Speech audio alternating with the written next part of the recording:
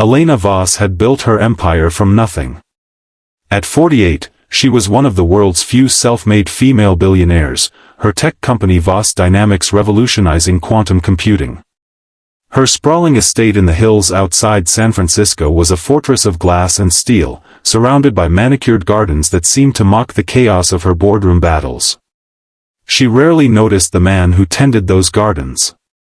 His name was Marcus Hale. He had been recommended by an agency 3 years earlier, quiet, reliable, always on time. He arrived at dawn in a battered pickup truck, pruned roses, mowed lawns, and trimmed hedges without complaint. Elena occasionally nodded at him through the window while on conference calls. He was invisible, the way good staff should be. Until the night she couldn't sleep. It was 2:17 a.m. Insomnia had plagued her since the divorce 5 years ago, since the custody battles, since her 16-year-old daughter, Sophia, had begun retreating into silence and poor grades. Elena wandered the darkened halls in her silk robe, barefoot, seeking distraction. She heard voices from the old library, her late father's private sanctuary, untouched since his death a decade earlier. The door was ajar, spilling soft light into the corridor. She pushed it open quietly. There, under the glow of a single desk lamp, stood Marcus. He wore his usual faded work shirt, sleeves rolled up, dirt still under his fingernails. But he wasn't cleaning. He was standing at the antique blackboard her father had installed for thinking sessions, marker in hand, scribbling furiously. Sophia sat cross-legged on the Persian rug, notebook open, eyes wide with focus. For the first time in months, she looked alive. "See here," Marcus was saying, his voice low and steady. "The riddle is, I am a 3-digit number.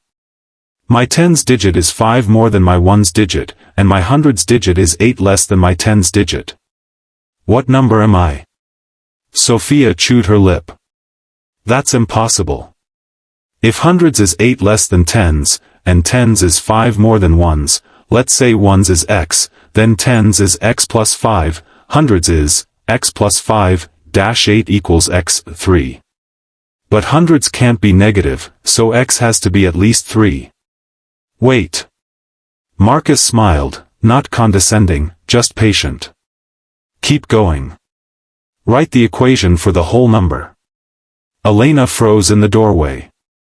This wasn't gardening. This was advanced problem-solving. The board was covered in a cascade of riddles and solutions, Monty Hall paradoxes, probability trees, Diophantine equations disguised as word problems, even a variant of the impossible, Blue-Eyed Islanders puzzle rewritten with pirates and gold coins. Sophia laughed suddenly, a real laugh. 682. The number is 682. Exactly, Marcus said. Now try this harder one. A lily pad doubles in size every day. It takes 30 days to cover the pond. On what day is the pond half covered? Day 29, Sophia answered instantly. Elena cleared her throat. Both heads snapped toward her. Sophia's face drained of color. "Mom." Marcus lowered the marker slowly. "Mrs. Voss. I can explain." "You'd better," Elena said, stepping inside. Her voice was ice. "This room is off limits. And you," she pointed at him, "are the gardener. Not a tutor. Not a teacher. Certainly not someone sneaking into my house at night to do whatever this is." Marcus didn't flinch. "I wasn't sneaking. Sophia asked me to help. She found me solving a puzzle in the garden shed last month, something I'd written on scrap paper to pass the time. She begged me to explain it." Elena turned to her daughter. "You asked him?" Sophia nodded, tears welling. "He's better than any tutor you've hired. They just drill formulas.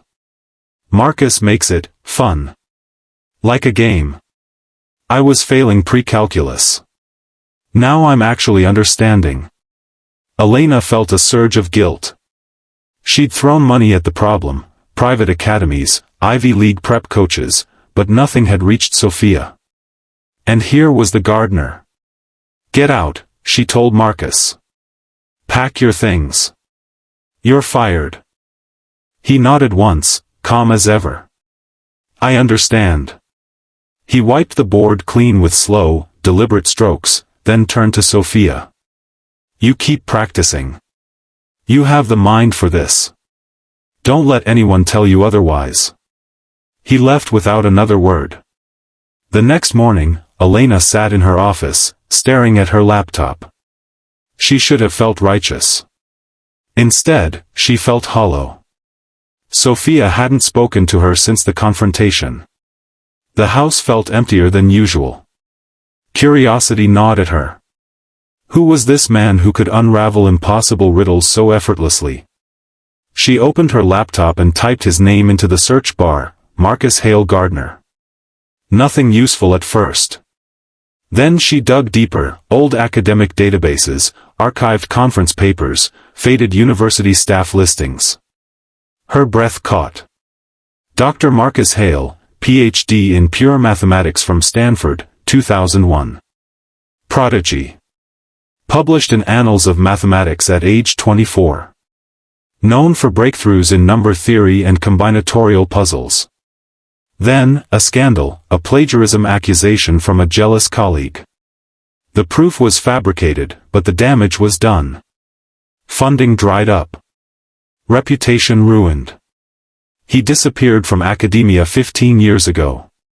No wonder he solved riddles like breathing. Elena leaned back, stunned. The man pruning her roses had once been one of the brightest mathematical minds of his generation. And she'd just fired him for teaching her daughter. She found him that afternoon in the garden shed, packing tools into a cardboard box. "Marcus," she said quietly. He looked up. No anger in his eyes, just resignation. "I looked you up," she continued. "The scandal, it was false, wasn't it?" He shrugged. "Doesn't matter now. Truth didn't win. Why didn't you fight it? Why become this?" "I fought," he said. "For years. Lost everything, savings, marriage, self-respect. One day I realized the fight was killing me. So I walked away. Gardening is honest work. Plants don't lie. They don't betray you.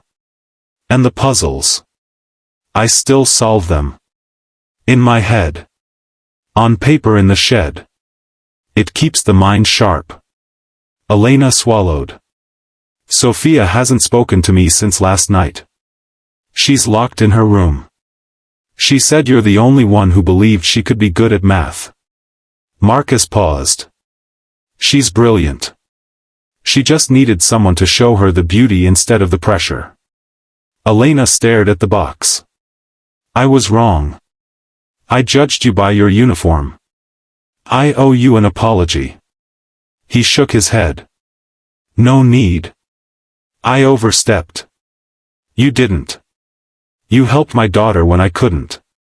She hesitated. "Would you consider staying?" "Not as gardener. As her mentor. Full-time. Name your salary." Marcus studied her for a long moment. "I'm not looking for charity. It's not charity. It's gratitude. And it's for Sophia." He glanced toward the house. Somewhere inside, a teenage girl was hurting, and perhaps healing. "Only if she wants it," he said finally. "And only if you let her fail sometimes. That's how real learning happens." Elena nodded. "Deal." 3 months later, Sophia aced her pre-calculus final. Not with perfect scores every time, she failed a few practice tests spectacularly, but she learned from them. Marcus tutored her in the library now, openly, with Elena occasionally sitting in, listening, learning. One evening, as the sun set over the gardens, Elena found Marcus alone by the rose bushes, clipping a stray stem. "Thank you," she said. He smiled faintly. "For what?" For reminding me that genius doesn't always wear a suit. Sometimes it wears dirt on its hands. He chuckled. And sometimes billionaires need reminding that intelligence isn't measured in bank accounts. They stood in companionable silence as the light faded. Sophia called from the terrace, "Marcus. Mom. Come see, I solved the pirate puzzle. The one with 100 coins and lyres." Elena laughed. "Coming." As they walked back together, Elena realized something profound. The most impossible riddle wasn't on the blackboard. It was the one she'd lived with for years, how a mother could be so rich in money and so poor in understanding her own child. Marcus had cracked that one wide open.